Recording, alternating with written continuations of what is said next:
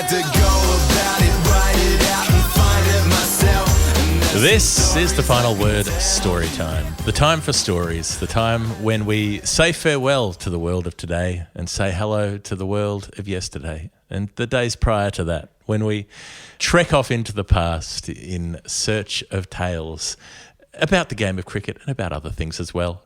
I'm Jeff Lemon, and I'm about to be joined by Adam Collins, who is coming to the end of his isolation period. I've been ringed in as someone who was a contact because I went to the football to watch Carlton and Geelong and then got the DHHS text message saying somebody else in that area has the bug as well. So we're going back into lockdown in Melbourne. It's all going on. There is a fair bit bigger than us happening in the world as well, though, Adam. Yeah, we're kind of both caught up in the slipstream at the moment, aren't we? And I don't expect it'll be the last time we do this do-si-do based on what's likely to happen here in the coming weeks as the COVID situation gets yet more precarious. I think we had 41,000 new cases yesterday, 36,000 the day before, and it's trending towards that 100,000 figure that we heard bandied around last week. And yeah, it's affecting cricket. Since we last recorded, Rishabh Pant has tested positive according to reports today in India.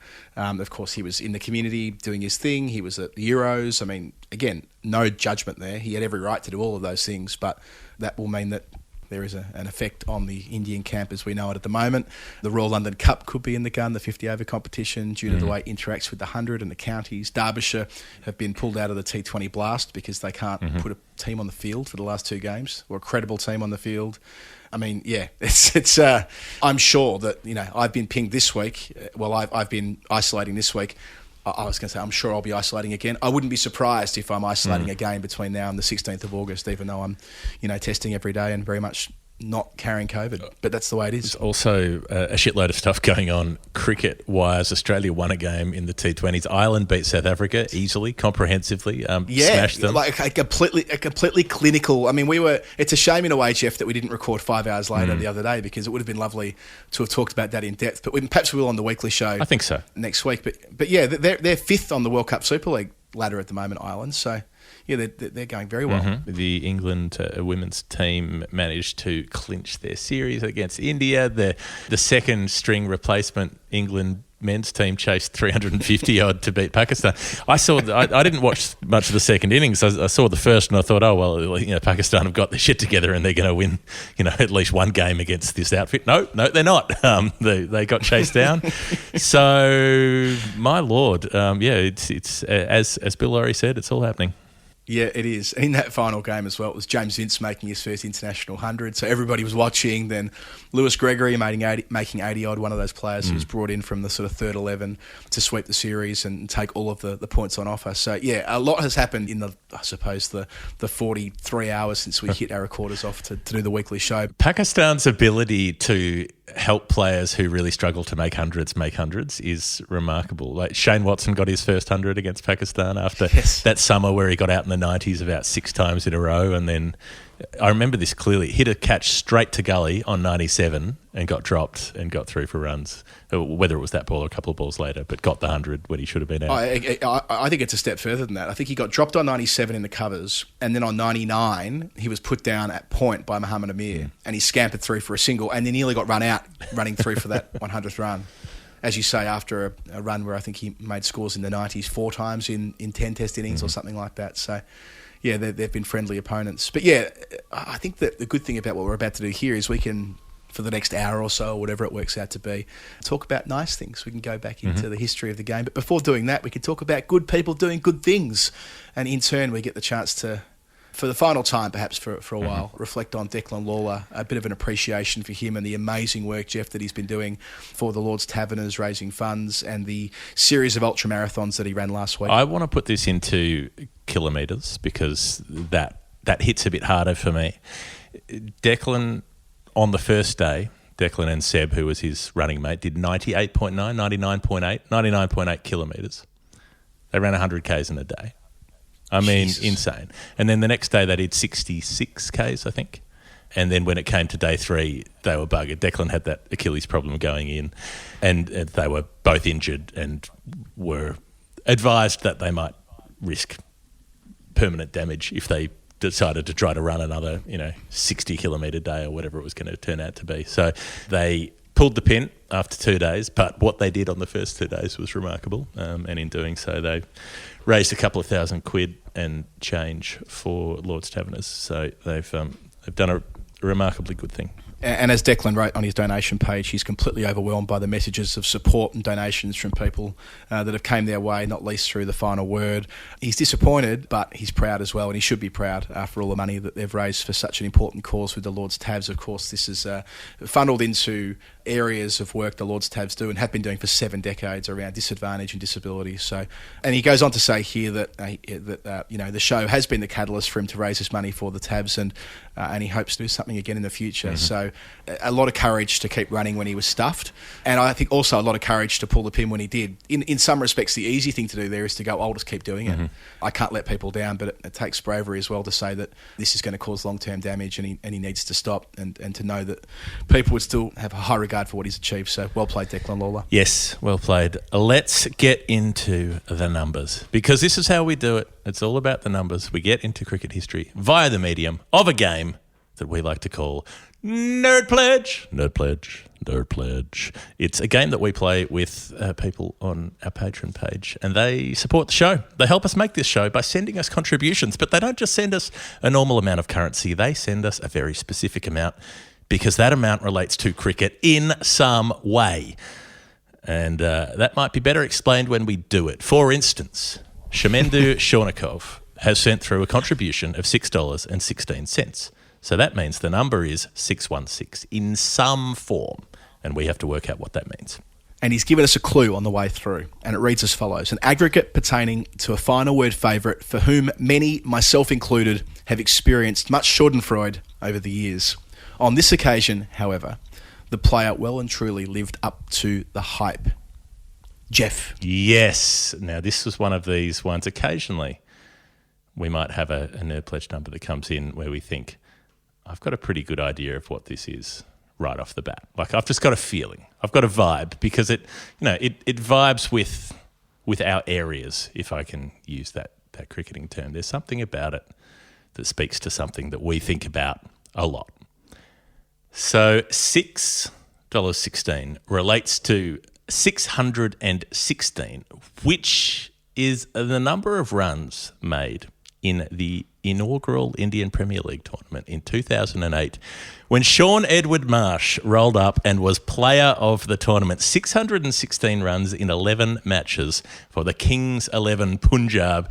He was the player of the tournament in that first IPL, and did it elegantly, did it beautifully. I remember it being all drives over cover. I'm pretty sure every run he scored was a drive over cover, because that's what he could do on his good days and in his good tournaments. And you might remember a little bit of that, those early times with this sort of strange new league that was unfolding, and the slightly peculiar fact that Shaun Marsh was the biggest player in that competition. Yeah, that's right. I mean, Shaun Marsh at that point of his career, remember, he's 3 years away from making his Test debut. He played a little bit of white ball cricket for Australia around 2007, if I recall correctly. But, I mean, he's not really on the map for Test selection. That's actually corresponding with the time in his first-class career when it's not going particularly well. Yet he goes to India, bosses this new competition, becomes a superstar over there, before really becoming a household name in Oz, with the exception of being his father's son, really. And the famous Marsh name, of course, that goes hand in hand with that. So, yeah, I think that in some respects, Jeff, when you look back at Shaun Marsh's career, and let's assume that it doesn't continue on the international stage. I mean, there's no reason why it would, despite how many runs he's made for WA and the Scorchers in the last few seasons. As has been pointed out before, and as we've pointed out before, and as we've been reminded of recently, the Australian team shirts still have Mitchell above Marsh. Mitchell Marsh has been playing the T20s. They've still got his first name there. Why would you need to differentiate? Okay.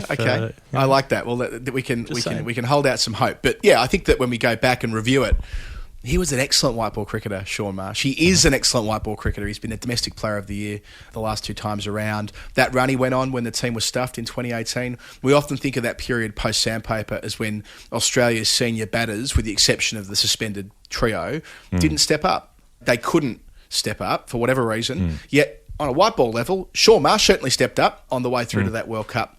And, unfortunately for him, he didn't quite have a purple patch continuing into the major tournament in 2019. But for the 12 months prior to that, he was Australia's best 50-over player. So, Yeah. it's to his Well, credit. he got squeezed out out of that lineup because there wasn't room with Smith in the middle order. So he didn't do anything wrong, really. And then he got his arm broken in the nets ahead of that final group game and couldn't continue. Yeah. So, I think when we review Shaun Marsh's career, and I'm sure we will in great depth when he, does retire from domestic cricket, we'll look back on a guy who was a far better white ball player than we perhaps thought, on account of the fact that he did have his battles as a first-class player, which sometimes translated into what he was able to do at test level as well when he went in those massive slumps. But that doesn't relate to the way he played in 50 and 20 over cricket.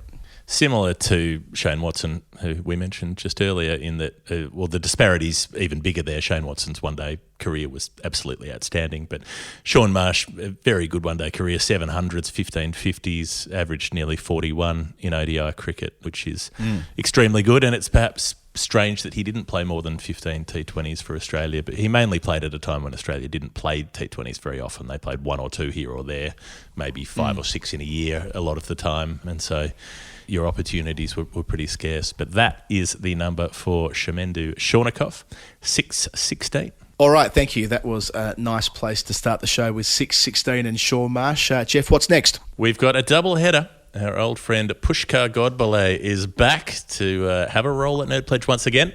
And our old friend Danny McGee, with a leg for an arm and an arm for a knee, is pledging in euros. Danny McGee, very, very civilised, sophisticated type. So 240 is the clue, $2.40 for Pushkar.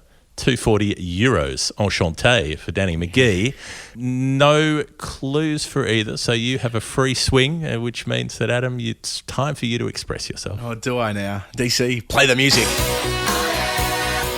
Yes, for the first time in about a month, I reckon, Jeff, we have ourselves a dusty old bastard. When I saw 240 come up, I thought, oh, please let it be. Please let it be. And it was a real dusty one. A man by the name of Jack O'Connor, who was the 240th Englishman to play Test cricket.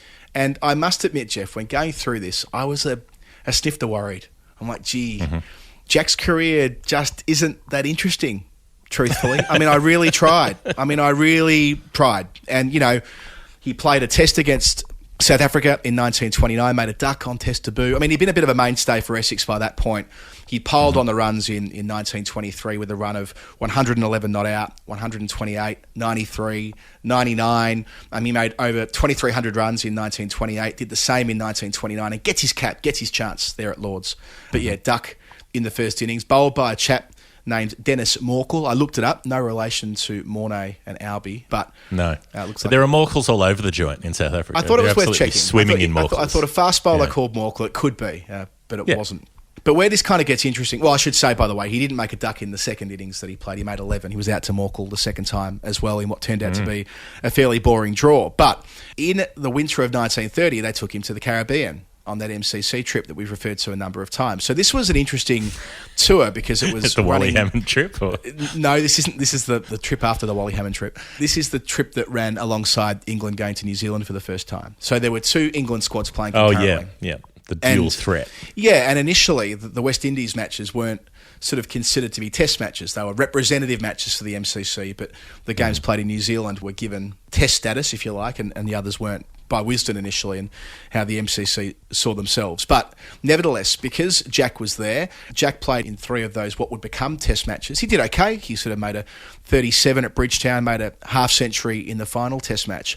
And when I saw that, I'm like, oh, hang on a second. He made a half century at Sabina Park. I know that test match.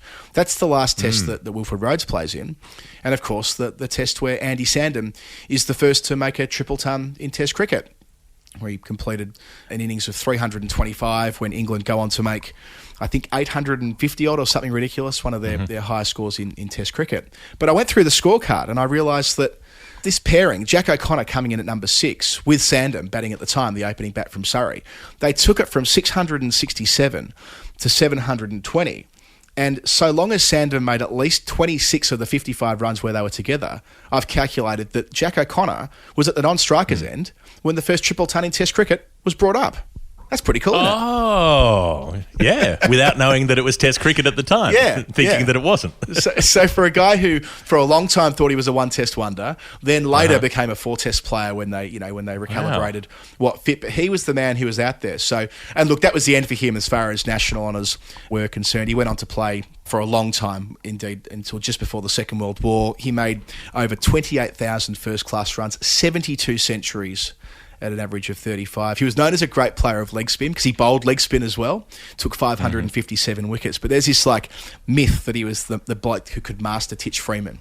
And someone went back and did some myth busting after he passed away. He did not master Titch Freeman at all. Titch got him out 15 times under 30 when playing games against Kent. Given how many games Titch played, that's given true. How many games Jack played, they probably faced each other about 400 times. That's true. I suppose that's why he must have had some success against him at different points, but a number of low scores too. On 16 occasions, Jack O'Connor hit 1,000 runs in a season. He made a century against every county and Oxford and Cambridge. Not many players ran the table on that front. And a little side note before we go, there is another Jack O'Connor who played Test cricket and played 4 Test matches, but for Australia. He was a seamer that turned out between 1907 and 1909 and was a pretty useful bowler, taking 13 wickets at 26. But he wasn't out there for the first triple ton in Test cricket. That was Jack O'Connor, cap 240. Very, very good. Are you sure it wasn't just another Jack O'Connor with like it was just the same one with a moustache who was like, "Hello, I'm Jack O'Connor. I would like to play for Australia." Yeah, I mean, I guess the gap there. What's the gap there? So Jack O'Connor, the Australian, his last Test was in 1909, and he got to press forward 20 years. Might have been a bit young until Lords, so it doesn't quite work, unfortunately. But I like where you're going with it. Yeah. Okay. All right.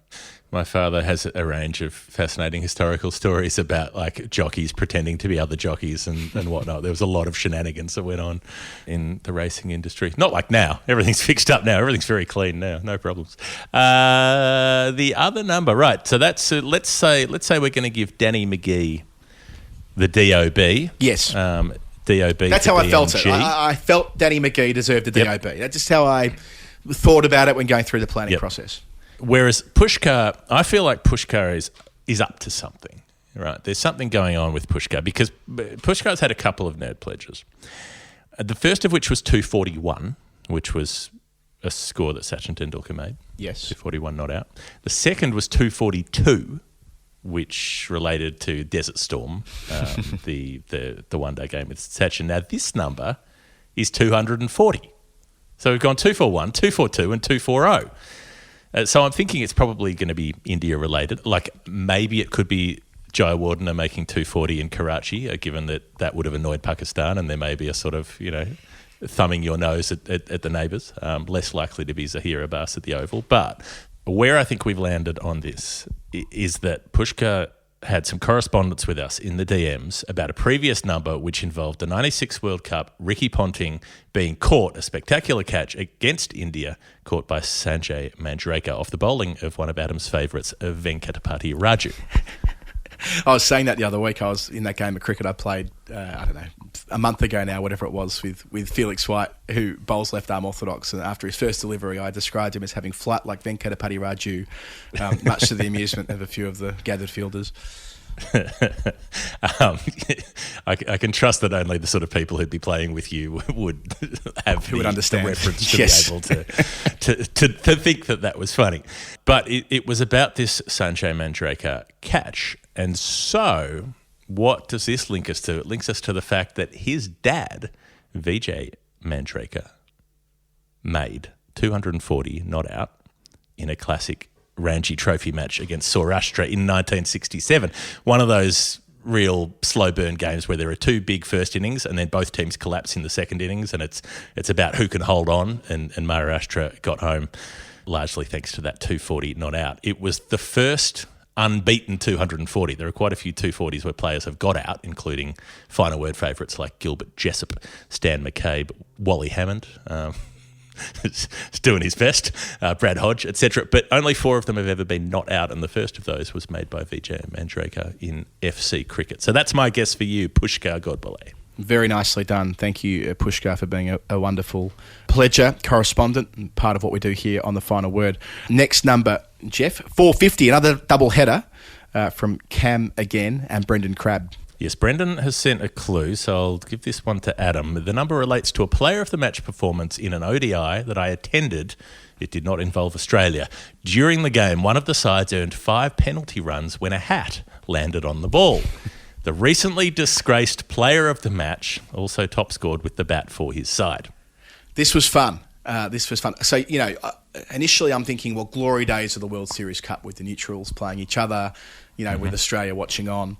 And I kind of realised quite quickly a neutral had never taken 4 for 50 in a one-day international in Australia. So I went beyond that. I thought Chris Cairns, there were those 2 classic one-dayers that New Zealand played against South Africa in the 97-98 tri-series, but none of that quite worked because Cairns never top-scored in any of those games. So I then went to Andrew Sampson and said, mate, 5-run penalties, help me out here. Give me a steer because really there's nothing doing on the usual search engines that helps you along with this.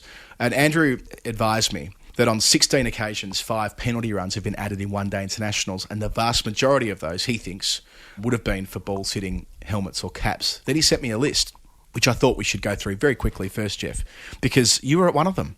Indeed, you were commentating one of them. I wasn't there, but you were. You were at Belfast in 2015 when Australia played Ireland in a one-day international. You did that game for BBC Ireland. Jeff, can you remember the hat incident? Not strictly, no, because it rained a lot that day. I think it was 24 overs a side, which means that the hat incident was probably worth quite a high percentage of the runs. But it was one of those less good Ireland performances where they weren't up to much I think they were chasing, but the game kind of fizzled out pretty early, and it was mainly about the hospitality. And what I can tell you is that my payment for that day, I was given a 1 litre bottle of Bailey's Irish Cream, and I was like, look, I don't want to indulge in stereotypes, but you're giving this to me, like you, Irish radio station, are giving me a litre of Bailey's. Fantastic. I remember you had to get there, if I recall correctly. I mean, for whatever reason, I didn't go, and I had something else on. I was working on something else, and you went over there, and it was like we'd been out quite late the night before. You had to which wasn't unusual on the 2015 Ashes tour. No. You had to make it over there and make it back in record time in order to make it to the next game. And I don't think you even spent a night there, did you? Or maybe you did. I spent one night there, and then I was over in the morning at the game, slept, got up really early, and came back on the first plane. It wasn't fun. It was less than 24 hours in Belfast, but I'd like to go back with a bit more time. Yeah, I miss doing stuff like that. Anyway, the other time that jumped out at me on this spreadsheet was that a game between Kenya and Ireland again, in 2012, there were 2 instances of 5 runs being added as penalty runs in one-day international. I might go back and look at these cards after we finish recording, so they sound fascinating to me. Do the chances of that happening increase massively now with so many players wearing 2 hats? Now that we've got the double hat thing, that's a good the Owen point. Morgan double, sometimes triple hats. If all 3 hats fall on the ball, does it cost you 15? Well, if Steve wore the baggy green sandwich, as he did at Gallipoli in 2001 with the slouch hat in between, maybe that would have been possible. Now, what Brendan, though, was talking about, by process of elimination... Commonwealth Games silver medalist Steve Waugh. let's have a bit of due respect here. I worked out there's only been one neutral, so to speak, one-day international in Australia where 5 runs have been added. And what a one-dayer it was at Sydney in January 2001 between the West Indies and Zimbabwe. A series I really loved and enjoyed watching throughout, so I do remember this game now. Zimbabwe were all out for 138, and it was a proper shambles. They were 88 for 8 at one stage until the captain, Heath Streak, who, as Brendan, I'm sure, was referring to as a player who's been in trouble recently, made 45 from number 8. He was the last man out and the top scorer for Zimbabwe. So, and that 138... And that's the pledge number, right? The pledge is 450, so it's going to be 45. That's right. So, I should have acknowledged that's where the 4-5 is going to come into this. So, the 138 included, as Brendan recalled, 5 penalty runs. And I couldn't find it in any coverage. So I remember this now. Yeah, so I went to the Wisden Almanac, which helpfully I have. And it reads that, Wisden says, helped by 5 penalty runs, the first awarded in a one-day international.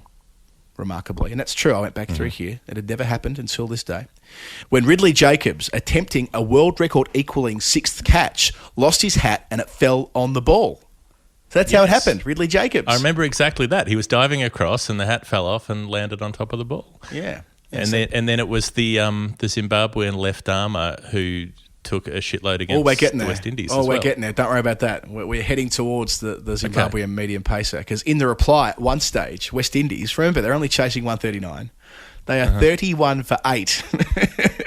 That bad? With Heath Streak and Brian Strang. Brian Strang was a fascinating character to me. So 2001 is roughly the time when the speed radar's on the screen every ball. So before that, I reckon we only saw it when there was something significant. So, a bouncer like a Brett Lee Thunderbolt, or Steve Waugh bowling a bouncer and bowling more quickly than Glenn McGrath. That would get you on the bottom of the screen on Channel 9.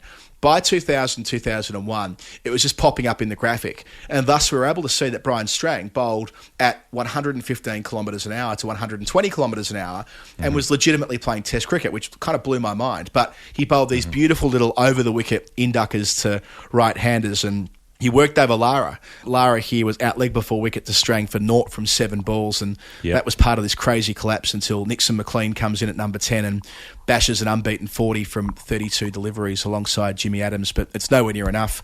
West Indies all out for 91 in the 32nd over. Zimbabwe win by 47 runs, and Heath Streak, how are these for figures? So having top scored with 45, 8 overs, 4 maidens, 4 for 8, which is the best 8-over spell for Zimbabwe in one-day internationals. And sure enough, he was named the man of the match. What a match to see for Brendan.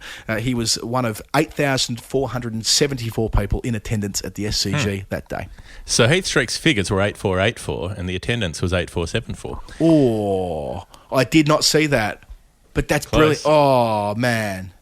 Surely they could have found 10 more people. I only saw that because I was looking at the wisdom, which includes the attendance down the bottom, as you know. Yeah. Otherwise, that would have been lost. Imagine it was 8484. Oh. I remember it well, and I remember the one that came in and hit Lara on the pad, and it ricocheted away to fine leg, and he took off for a leg by, and he was about 3/4 of the way down the pitch when he was given out. I remember that clearly because he thought, I'm just trotting through for a leg by, no worries, and then the umpire was like, no, keep running, which I'd never seen happen before. So, good one. All right. That's, so good. I think you Such a that. good one. Such a good one there from Brendan Crabb that I have unilaterally decided again, Jeff, we should probably consult each other before doing this, that Brendan Crabb is our Brick Lane Brewing Community Slab of the Week. That's not what we're calling it. We're not calling it the Slab of the Week. I've just stumbled over my words there. But we're going to give you, Brendan, a slab, a case, a crate, 24 beers from the Brick Lane Brewing Community, which we are part of now in the final word, Jeff. More to the point, Brendan, we're going to give you the opportunity to give someone a case. Which could be you. You could give it to yourself. You could treat yourself, as they say. Or it could be someone else.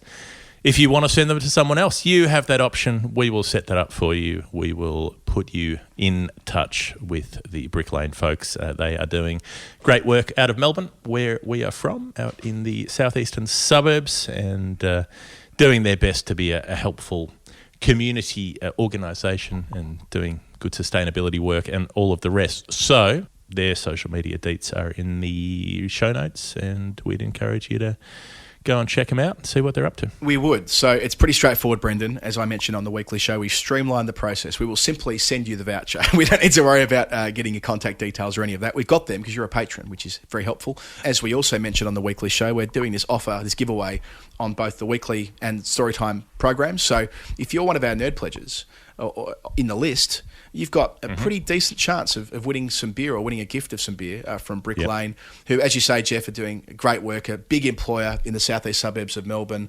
They're also in draft form, if you like, at the Queen Victoria Market, in Dandenong South as well, where they make the good stuff. We're thrilled to be in association with them here at the final word. And check them out on their social media feeds. And, if you're down at the bottle shop on the this weekend, and you buy a slab of Brick Lane yourself and you've cracked one open, just enjoying what's going on, take a photo and send it to them on their socials and tell them that we sent you. All those details are in the show notes. Yes, very, very good. Right, now Cam again, this is the other 450, and I did not notice the clue. There is a clue, which is that it's related to his previous pledge, which was about Dennis Lillee and World Series cricket. This is not about Dennis Lillee and World Series cricket. It's about something else. But it's about something that I thought Adam will be excited when I bring this up, because sometimes it's nice to surprise your partner, That's all I'm saying. Now, 450. Was 450 ring a bell just off the top? Is there anything Anything exciting that you've seen involving 450? Oh God, I hate it when you do this. No, I know it's fine. I'm just Because I've been in the weeds on 450. I probably have seen a few 450s this week, but none of them are immediately coming to mind. But I'm looking forward to this. 450 is a score that a team made in a very notable match that you and I were at. 450 is hang on. 450 is what Pakistan made at Brisbane in 2016. Batting fourth. Yes. Exactly. Yes. 2016, batting last in the test, chasing 490 and so nearly getting to what would have been, by a massive margin, the biggest chase successfully in test cricket. One of these crazy games, Australia made 429 first up, rissoled Pakistan for 142 and then piled on another 200 before declaring, leaving them 490 to win. That was at the end of the third day, I think. And so Pakistan in that fourth innings lost a couple. They had Azhar Ali and Yunus Khan make 50s and got them into the fourth day, and then more wickets fell. And by the end of that day, it was Asad Shafiq batting with the tail.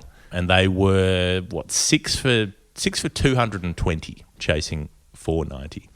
And from that point onwards, Asad Shafiq, the number 6, puts on 92 with Mohammad Amir, puts on another 60-odd with Wahab Riaz, who gets out just before the end of the night session. Yes. And then the next day puts on another 80-something with Yasir Shah. All three of those tail-enders made their highest scores in Test cricket in that innings. Mohammad Amir made 48, Wahab made 30, Yasir Shah 33. And it was towards the end. They were 9 for 449 when Asad Shafiq got a brilliant ball from Mitchell Starc, who just got one to bounce, just found the shoulder of the bat and had him caught in the gully. And then Yasir was run out a run later, batting with the final partnership. So they ended up all out 450, 40 runs short of what would have been a truly historic and ridiculous performance, and would have broken that streak of Australia being unbeaten at the Gabba a few years earlier than it eventually happened. I have a lot of fond memories of those few days because it was a total non-event to that point, the Test match. I mean, yeah, Steve Smith made 100. Likewise, Peter Hanscom, his first century. I mean, Nathan Lyon went the bash with Jackson Bird, which was fun. I think he made 40-odd. Lyon hit a couple of sixes. And then Australia went to work with the ball under lights. Probably my most striking memory of the first couple of nights or first couple of days in the night session were the people beneath our press box, Jeff, when the shoey was a thing, when Daniel Ricciardo started the shoey, and people beneath us were, instead of just sculling beers when returning to their seats, they were all pouring them into their shoes and sculling them as a sign of affection, which I never quite understood, but I do love Daniel Ricciardo, so, do what you need to do. But the game, it was all over on that third night. I think Pakistan might have lost 2 or 3 second innings wickets before the close of play on the third evening. They were absolutely stuffed. And with rain in the air on the Sunday, Jeff, my recollection is we were showing up on that Sunday to go through the motions. And if they didn't get the result due to rain, well, we'd come back and do it all again on day 5. Australia had all the time in the world. And then it just, they got back on. And that final session, it was wonderful for a number of reasons, not least the fact that Australia took the extra half an hour to finish off Pakistan because they were 7 down. And and Gunnar Gould was umpiring, and, Gunnar loves to finish things early when possible. He's like, yeah, we'll give them the extra half an hour at like 10:30 at night or something like that on an extended day where there'd been rain about. So it was very late finish. I was OBOing it for The Guardian, and it was such an exciting time when Wahab Riaz was taking the long handle, Asad Shafiq making it to 3 figures just before the close of play. Massive emotional response from a player that you've been really invested in, Jeff, over a long stretch of time, and we were both so pumped. I remember going to the pub that night, knowing that even though we were returning for a 5th day that, was probably going to go one way. I think from memory, Pakistan returned needing about 100-odd on the final day.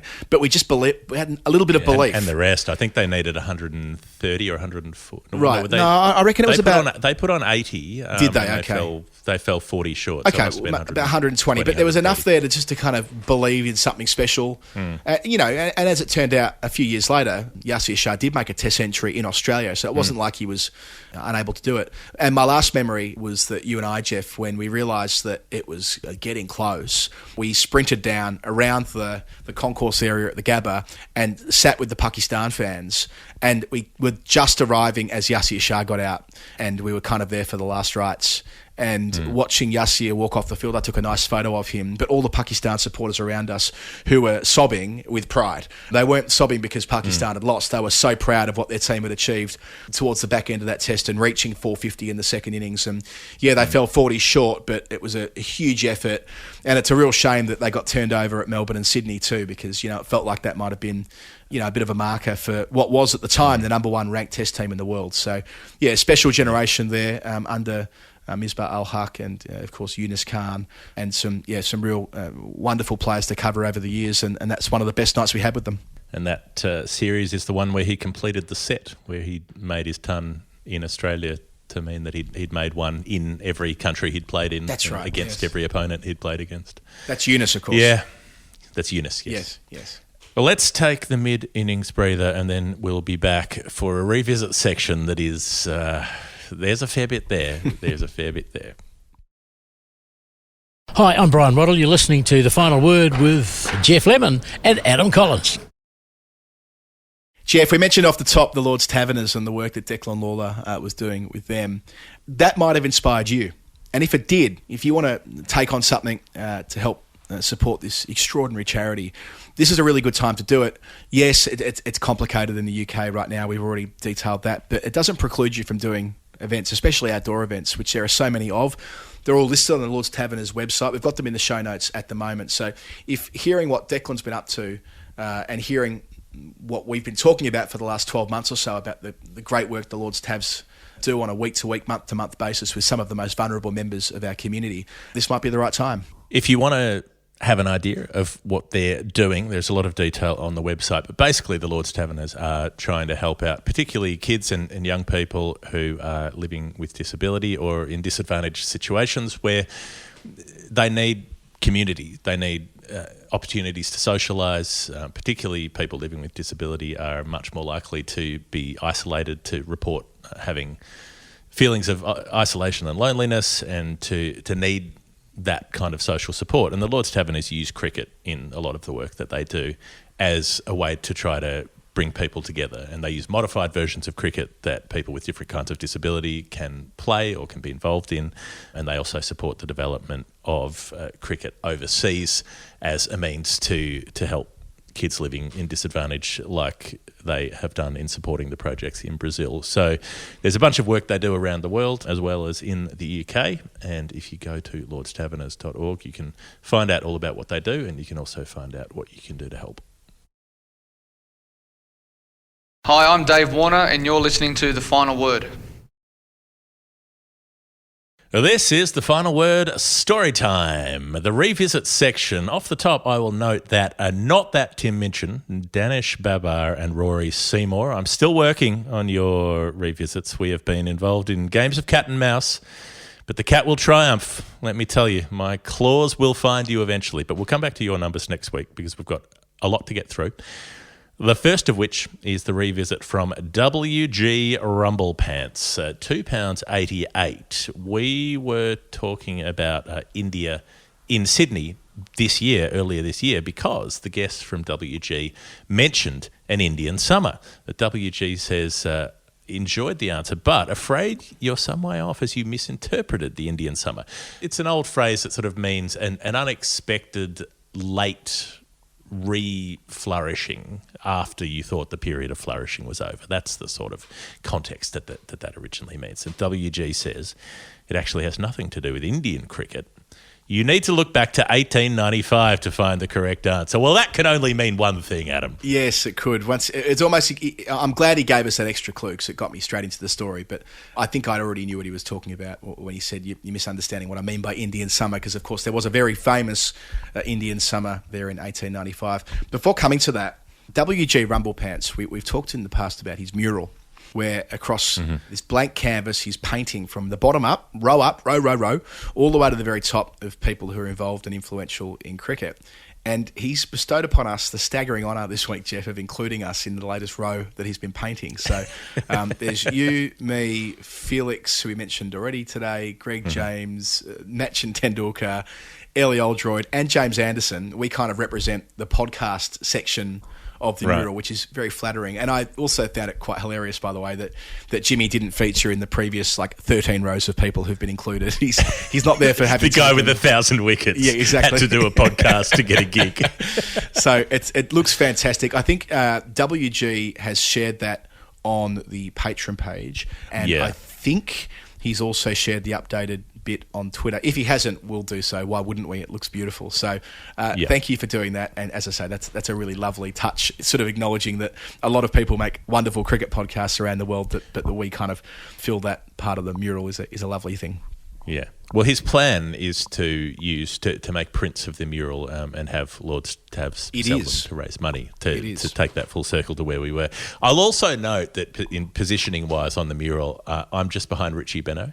I just thought I'd note that. It just goes Benno Lemon. I think you've got Fred Truman. I have. I've got Fred Truman directly in front of me. I'm not sure what that says exactly, but another person that's very well known, both for his playing work and his broadcasting, like Benno. So yeah, it's really cool. And look, I suppose you could even say the Indian summer links through to Lord's Tabs as well, because presumably later in the summer there'll be more people vaccinated, and that might be when you want to undertake your individual solo mission, or you might want to do it with some friends and raise some money for the Tabs the way that WG Rumble Pants has been doing. Right, so his number, 288. The Indian summer, of course, it's the other WG, the doctor, WG Grace. His 1895 season, which is well known as the Indian summer, when he was age 47. He turned 48 through the course thereof. In the May, I mean, it's the most well-known month, I suppose, in first-class cricket. He became the first player to strike 1,000 runs in a month, and in doing so, he became the first player to complete 100 first-class centuries. He did so for his mighty Gloucestershire against their old rivals Somerset at Bristol. He went on to make 288 in that innings, which of course is what WG is referring to. It was part of this crazy run in that month, which included another 103, a 288, a 257, a 169 and a 73 not out, which meant that between the 9th of May and the 30th of May that year, he struck 1,016 runs. And he finished the season with 2,346 runs at 51, 9 centuries, and remarkable considering at that stage of his career, he had passed his best objectively. My concern, Adam, with that, 9th to the 30th of May, 10-16 runs. What did he do up until the 9th of May? Nothing. Bludged.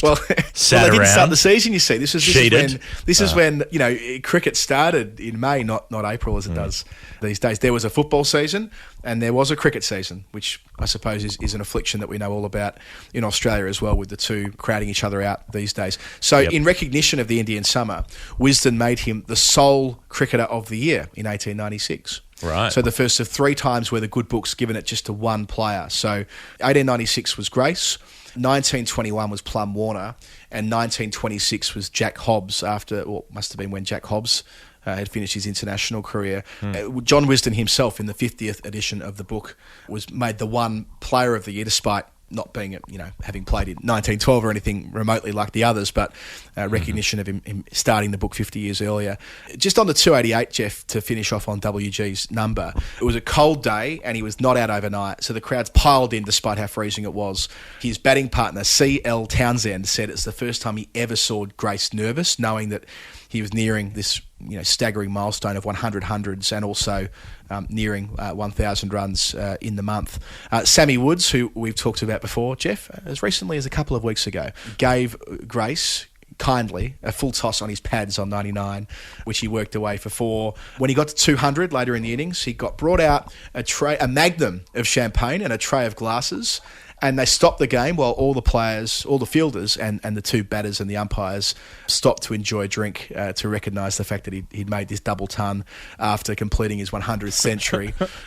He went on to have so ridiculous. It continues. It gets better. It gets better. When people argue about whether cricket was as hard, back in the day, out comes the magnum of champagne. Yeah.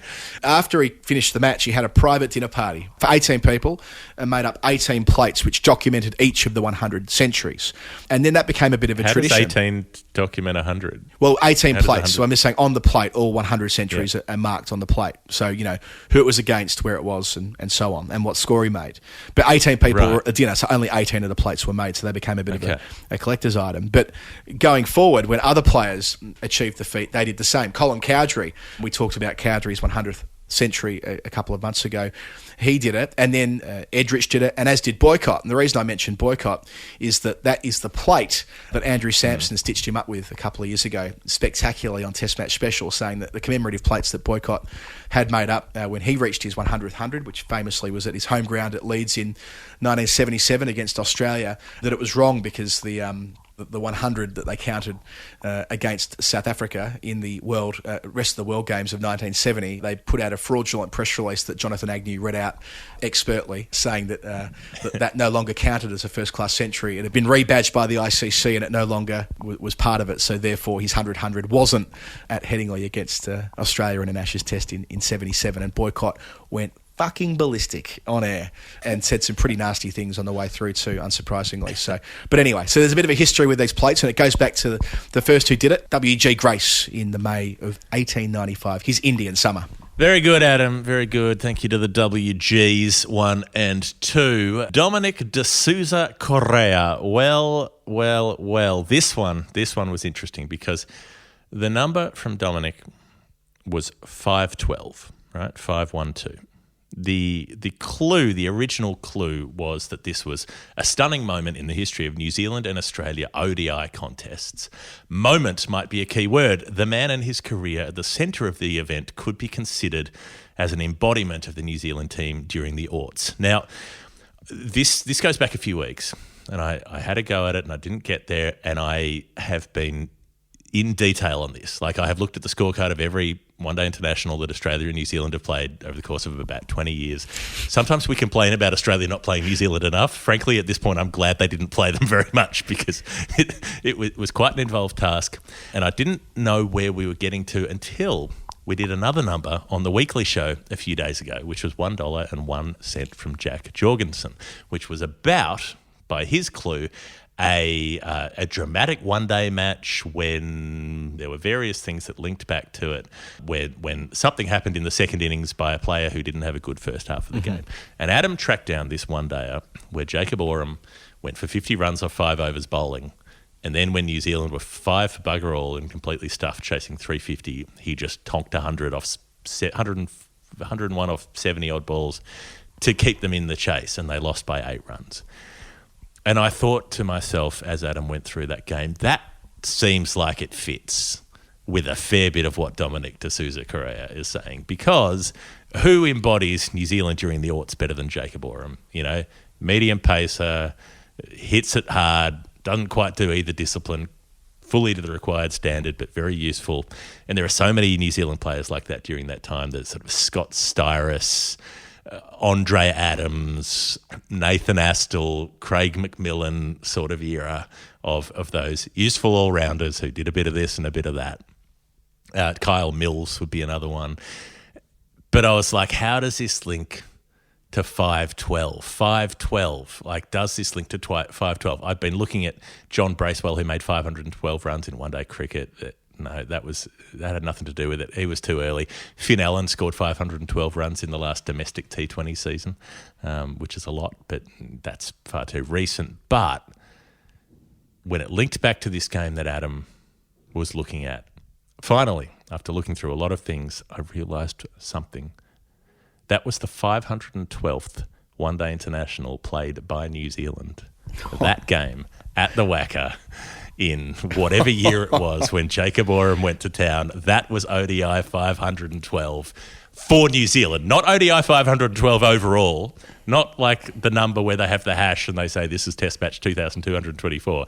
It was New Zealand's 512th one-day international match. It's no wonder that it took me that long to figure it out. Yeah, I was going to say, how did you find that out? I mean, I wouldn't know how to get every one day, but broken down by country, that's rarities and oddity stuff. Simply by looking through every game that New Zealand had played and noticing the game that you had mentioned and noticing that it was near the top of a list of 50. They come through in batches of 50. I see. And I was like, I'm on page 11.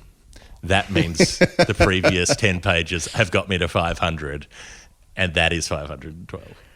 Dominic, if Jeff's not right, we sometimes say this, if Jeff's not right, you're obliged to lie to him. As Bon Jovi said, lie to me. Lie to me beautifully, Dominic. Lie to me beautifully. Lie to him beautifully. Well, that's superb. 512 on two. Who would have thought? Who would have thought? On 2 occasions in the same week, we've been drawn to Jacob Oram at the Wacker in 2007. Let's hope it happens again sometime soon. If we spelled his name in the Latin way, Jacob Oram would mean Jacob Gold. So perhaps that's what we've dug up. We're going to stay in the 500s with our next revisit. 596 for Pete. I went through Port Adelaide Women's Day in the Dirt back in, I think it was 2016, against Northern Districts when Norths made 596 in a 50-over game, which was the record in Australian club cricket. I think we worked out something like that. Pete says he enjoyed hearing his pledge and his guilt for not providing a clue was washed away with Adam's guess. Well, that's very nice of you. But it wasn't correct. As an Aussie born and raised in Adelaide, I loved the story, especially Port being on the receiving end. But when I pledged back in March, it seemed extra nerdy to be the 596th patron with £5.96. My clue, a marathon... It really is, Pete. It is, and I like it. My clue, a marathon 21st century effort in a non-Big Three fixture played at a non-traditional test venue. There's a bit there. Yeah. Okay. Well, so non-Big Three, so it's not Graham Wood batting 596 minutes at Trent Bridge in the draw of 1985. No one's ever faced 596 balls in an innings. Non-traditional test venue causes me a little bit of concern because this doesn't quite fit, but the rest of it fits. So I'm going to go to Gaul. I'm going to go to Sri Lanka taking on the West Indies in 2001, 21st century effort. This is the crazy Brian Lara series where in 3 tests, he makes 3 tons and 688 runs, and they still get smashed in every game because Murali is just taking out everyone else. He has a masterpiece in the first game, makes 178, taking on Murali. He's batting a long time with Ramnaresh Sawan at the very start of his test career, who made 88, gets West Indies to 448. And then that Sri Lankan team, which looking back, what a team this was, Jayasuriya and Adipatu opening up, Sangakkara and Jayawardena in the middle, Russell Arnold, Tilakaratne, Dilshan, Samarawira coming in at 7. They make 590 declared. And the marathon part, by my guess, is that they batted 203 overs in that innings. It's the 4th longest innings this century by overs. But why does that link to 596? The Pete's number, the pledge number is 596 because after making 590 in the first innings, they rolled the West Indies for 144, leaving Sri Lanka to chase a target of 3. They got 2 of those runs and then Jayasuriya hit a boundary, so it got them to 6. Thus, in the match, Sri Lanka made 596 runs with the marathon effort of the 4th longest innings in the 21st century. Jeff, I love what you've done there for Pete. But I suspect we'll be revisiting that again next week. That's just my hunch. Let us know, Pete. Send us a DM. I can't say that Gaul is not a traditional test ground. It's a very traditional test ground. But come on. Come on. 596. You've got result. I had a look at that one too, and I went through a bunch of 596s and had absolutely no clue where Pete was at. So it might require a bit of intervention, but we'll get there next week. Jeff, our next revisit is 770 from Miranda Jayawikrama. Now, we went through Frank Worrell's best figures in Test cricket, which was 7 for 70 in a game where they still lost by an innings, so not too dissimilar from what you were explaining there with Brian Lara and Sri Lanka, but we weren't right. Yes, Aranda says that he enjoyed the discussion of Frank Worrell, having read about his exploits previously, but an affliction of mine from a few weeks ago struck him, and Aranda did put in one of his numbers wrong. See, I'm not always making it up. Sometimes it happens. Instead of putting in the runs conceded by the bowler, he says, I put in the runs that the player made in the match. Now, 7 refers to the total number of wickets that the player took. 70 refers to the number of runs he made in the match. So 7 for 70 was not his match bowling analysis, but his wickets and his runs taken, having looked at the wrong table. Yeah, and it's the classic test match at Colombo in 1992 that Aranda must be steering us towards, one he remembers, and one that, as Australian kids growing up, we didn't get to watch because it wasn't televised back to Oz. It was a series where we got sort of news clips, and I remember when this test match ended, actually, I think it was on a Saturday, because on the Sunday there was a big segment done on Sports World about it, and we were able to see this extraordinary Australian comeback. So first test of the series, Australia all out 256 in the first innings. Then Sri Lanka pile on a 547 for 8. That's a lead of, 289. hammered by Asanka Gurusina, Juna Ranatunga, Ramesh Kalawatarana. They all made big centuries. Then in the third innings of the match, Australia mount a bit of a rearguard. They make 471. It's a really consistent effort. There are 7 scores between 35 and 68, 58 extras as well, which also fell into that bracket. Jesus. So ultimately, Sri Lanka are set 181 on the final day, and they're cruising at 127 for 2 with Aravinda de Silva and Asanka Gurusina doing as they see fit. And then Craig McDermott goes bang, bang. And then Greg Matthews goes bang, bang. And suddenly it's game on. They've lost 4 for 10, and it's 137 for 6. And by this point, we're quite deep into the final session. And welcome Shane Warne.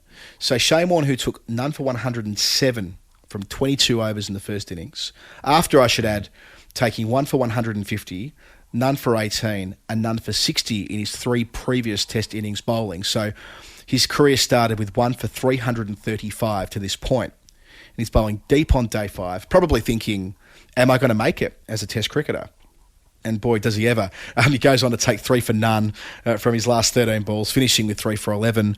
Sri Lanka all out 164 at about 5:15 in the afternoon, nearing stumps. Australia, after conceding a deficit of 289 on the first innings, win by 16 runs.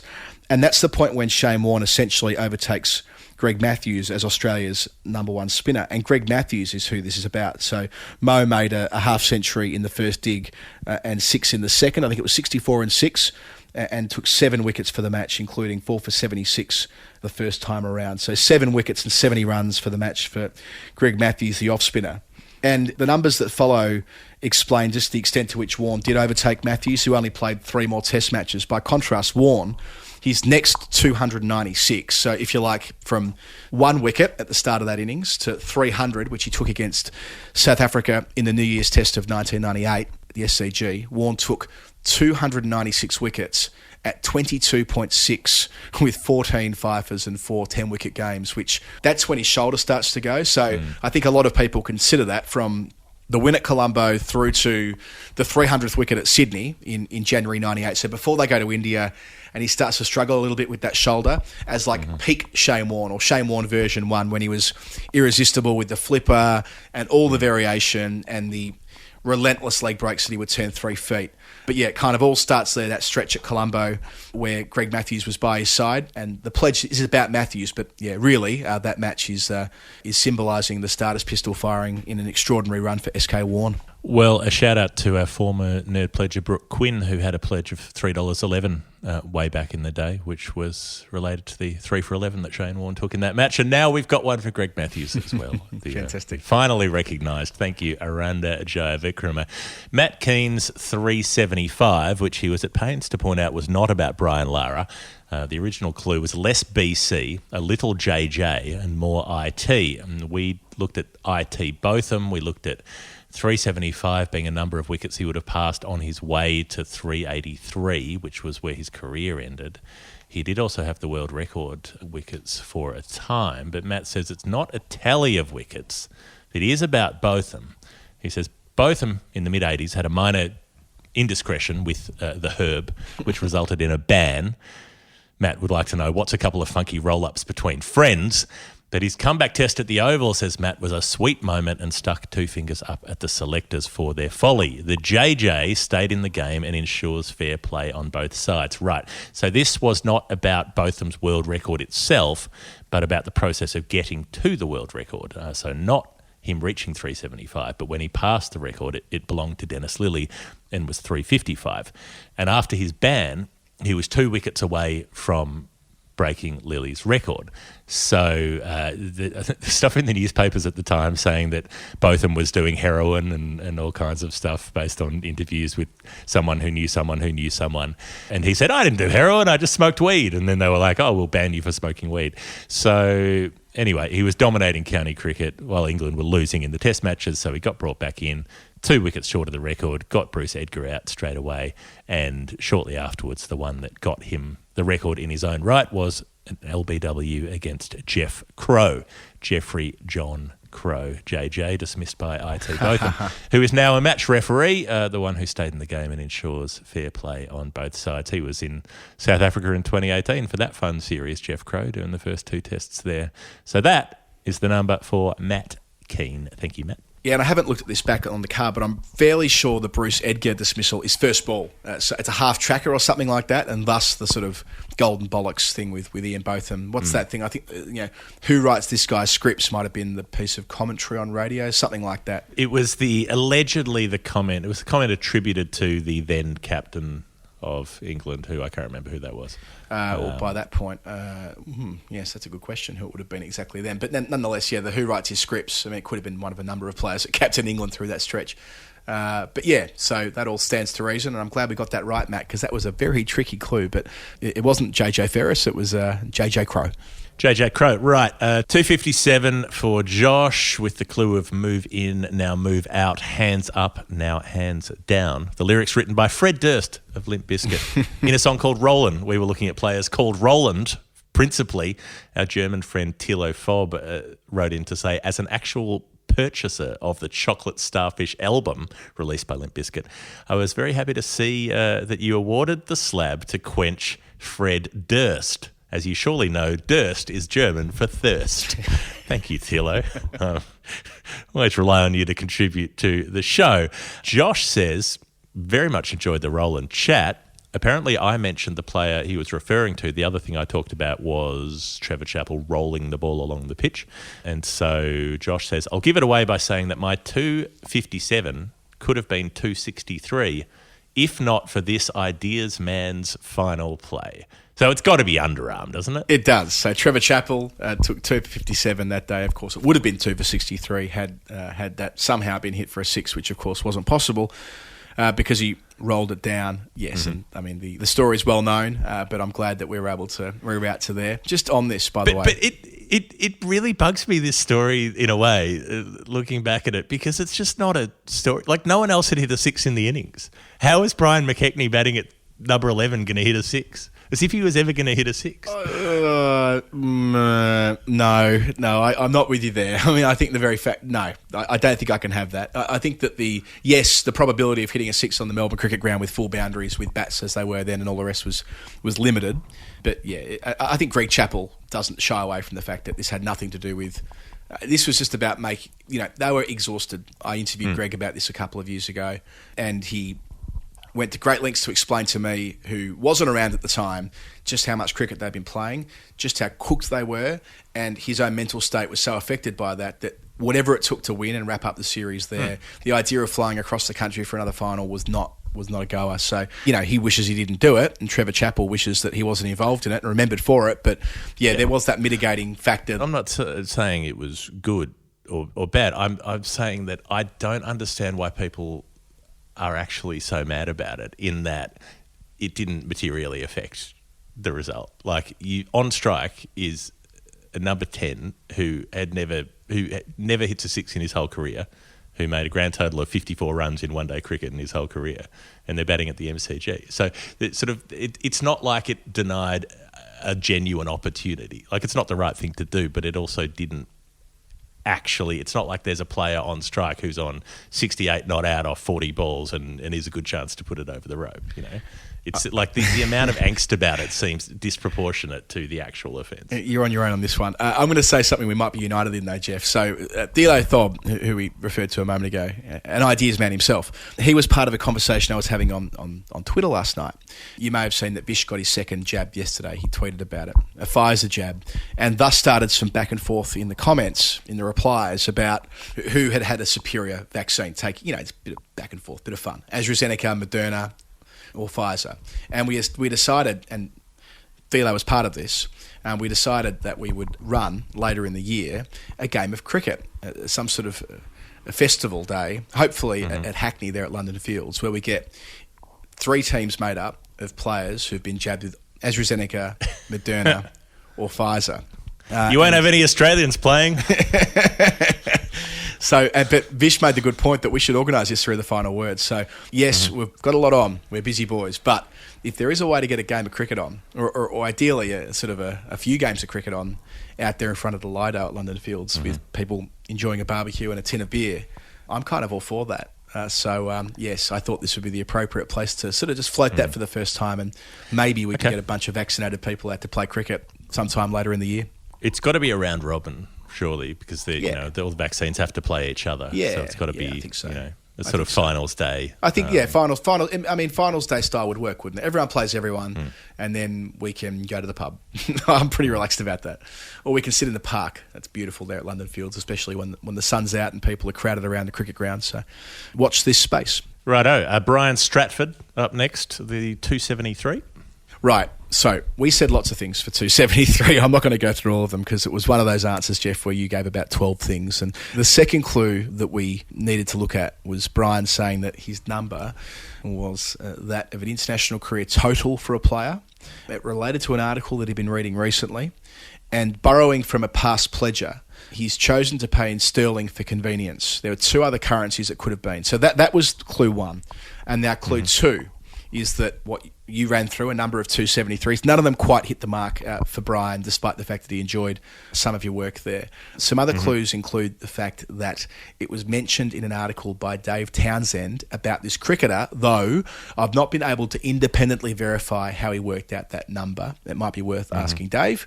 And then the two currencies clue is because he was born in one country but represented another test nation. Currently coaching an associate nation, he took more wickets than Meadow and Pro for that matter, but not as many as Binger.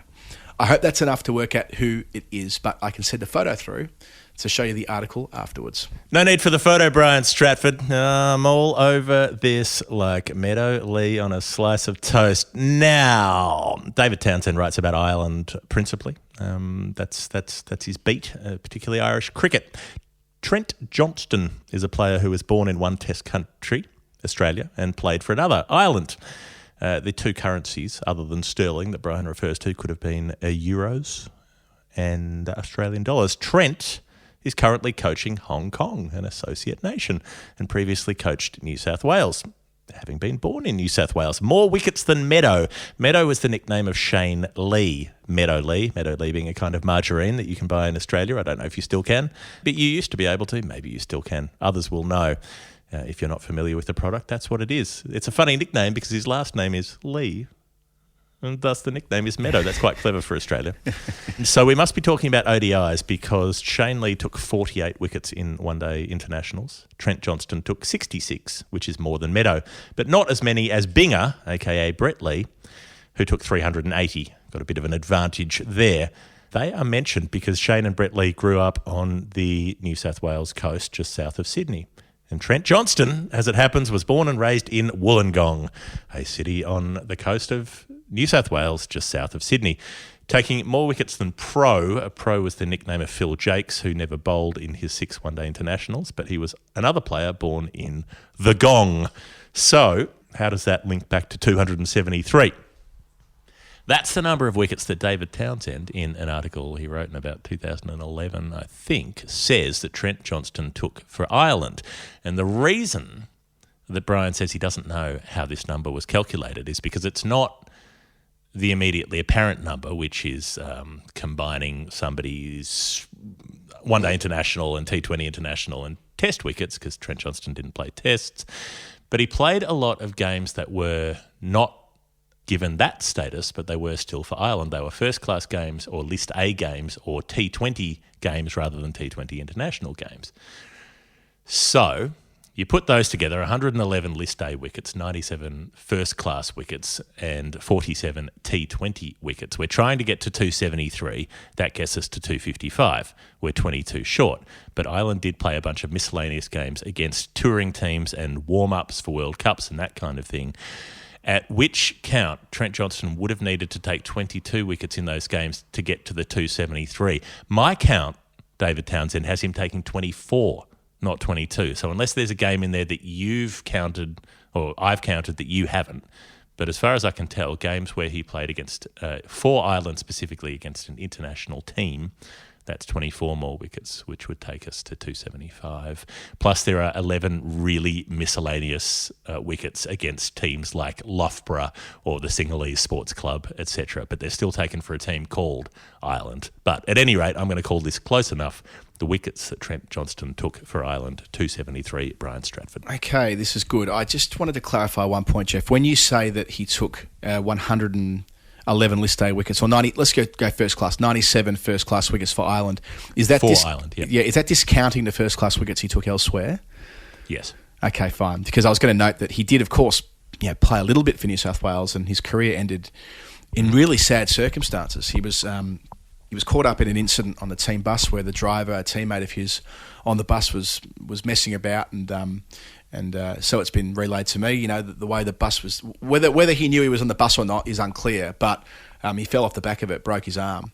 And that was it. That was after a day's play. And next year, so he's out of the game effectively. And then the next year he's not on the contract list. So, but that's at the age of 25 or something like that. And, you know, he picked up Mike Hussey and Simon Kadich in that game, which turned out to be his last game for New South Wales. And at that point, he's like, well, he's stuffed, isn't he?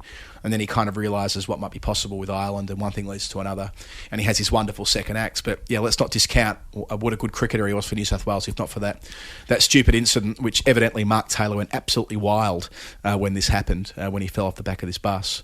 Because it was no fault of his own. But anyway, that's, I suppose, all in the past. Yeah, and, you know, the Ireland team at the time could be asked to, you know, where did you find this good player? Oh, I fell off the back of a truck. Yes, he just about did. Great one. Well, Brian Stratford, let us know how 273 tallies with DT's calculations. Looking forward to seeing that during the week. Jeff, we've got one more confirmation. It's from Lachlan Smith. He sent through 329. To begin with, we mentioned Mike Hussey a moment ago. My answer was it was the first of his triple ton trilogy, if you like, back in 2001. But I wasn't right. Love Mike Hussey, says Lachlan, one of my favourite all-time cricketers. I wasn't aware of how many runs he made for Northants. But my number relates to another Australian cricketer from my childhood. This achievement cemented his place as my favourite all-time, even if I had to lie awake at night to hear it all take place. Okay, lie awake at night indicates that it's an Australian tour to England. Having something good to listen to on one of those tours indicates that it's 1989 plus. 1989 player from the West. It's got to be Jeff Marsh, who put on a partnership of 329 with Mark Taylor at Trent Bridge. He did. 89. He did. We were talking about Tubbs, weren't we? There's that great photo of Mark Taylor and Jeff Marsh leaving the ground at Trent Bridge, and it sits above the bar at Jeff Marsh's house. I remember Mitch Marsh talking about this when he completed his first test ton at Perth against England back in 2017. Mitch Marsh, who, by the way, I gather, put in a sterling effort for Australia overnight, Jeff, with bat and ball, which I'm thrilled to so hear. Good. Amazing. I mean, it might very well be the case that Mitch Marsh is, I mean, I'll probably get bagged for saying this, but he might be the answer to Australia's T20 problems at the moment. If a Mitch Marsh who can bowl useful middle overs at decent pace, lots of variety, and twat it, you've got to pick him. Got to go to India. Got to go to India. Well, he's been the only good batting prospect. He's been the only good batting performer in Australia's entire tour, really. I mean, Finch has had 3 bad games and then made a 50, and that was useful. And, you know, Matthew Wade's made a couple of pretty 30s and 20s, but, yeah, Mitch Marsh has made runs 3 times out of 4, and he's been the centre of it. So he's going to India, I'm sure. And as for his old man, he made 347 runs during those Ashes Test matches of 1989, including the 138 at Trent Bridge, which was one of, I think, 4 Test hundreds that he made, something like that. He played 50 Test matches. He was Alan Border's vice-captain.